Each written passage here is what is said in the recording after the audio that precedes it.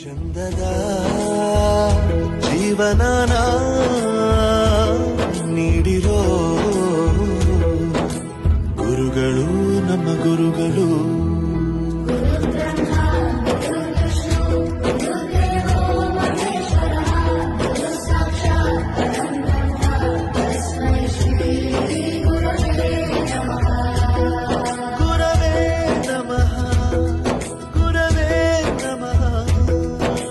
ಬಳಪ ಹಿಡಿದ ಭಗವಂತ ಇರುತ್ತಾನೆ ನಮ ಸುತ್ತ, ಅವತಾರ ನಾನಾ ರೂಪವೋ.